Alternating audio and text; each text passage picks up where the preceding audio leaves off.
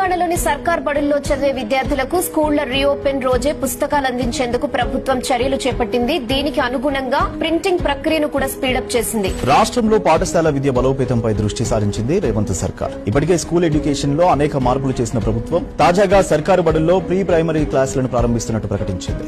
తెలంగాణలో 33 జిల్లాల్లో 55 integrated residential స్కూళ్లు కట్టడానికి 11,600 కోట్లు శాంక్షన్ చేసింది సర్కారు. 25 ఎకరాల బడి, హాస్టల్, ఆటల మైదానం అన్ని తీర్ల సౌలతులు చేస్తారట. ఎస్సీలు, ఎస్టీలు, బీసీలు, మైనార్టీలు అందరి పిల్లలను ఒక్క దగ్గరనే చదివిస్తామని నడమ సీఎం సార్ సాటింపేస్తే ఇప్పుడు పనులు చురువు కాబోతున్నాయి. పిల్లలు లేరని, సార్లు రారని, దగ్గర బళ్ళున్నాయని ఏం తక్కువ 2000 స్కూళ్లు మూసేసిండ్రు తెలంగాణ వచ్చిన 10 ఏళ్లల్లా. ఇక వీళ్ళు రాగానే చిన్నగా మళ్ళా తెరుస్తున్నారన్నట్టు. సౌలతులు కూడా పెంచుతుండే వరకు సర్కార్ జాబులు చేస్తోళ్ల పిల్లలు కూడా గవర్నమెంట్ బళ్ళకే రావట్టిరి.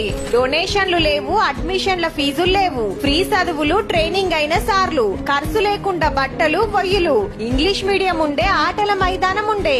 సార్లు లేరనే రంది లేకుండా మొన్ననే 10,000 మంది కొత్త టీచర్లను తీసుకునిరి. సర్ది కట్టుకోబోయే అవసరం లేదు. ఈ స్కూల్లోనే పగటి బువ్వ కమ్మగా వండి పెడితే కడుపు నిండా తినొచ్చు. విద్యార్థులకు 3 రోజులు రాగి జావా, 3 రోజులు ఎగ్స్. సర్కారీ స్కూళ్లల్లా సవలతులు గిన పెంచుతాండ్రు. కొత్త బెంచీలు, కొత్త కుర్చీలు, కంప్యూటర్ ల్యాబ్, ఆటల కోసమే సపరేట్ సార్ ఉంటాడు మంచిగా. ప్రైవేట్లా 1000 ఫీజులు కట్టే కంటే గవర్నమెంట్ బడిలో చదివించిందే నయ్యమని చాలా మంది పంపుతారన్నట్టు. ప్రైవేట్ బడికి బాయ్ బాయ్, సర్కార్ బడికి జై జై నడుస్తాందబ్బా. హౌ మళ్ళా ఈ స్కూల్లో చాలైన 5 రోజులనే లక్ష అడ్మిషన్లు దాటినాయంటే చూడుర్రిగా.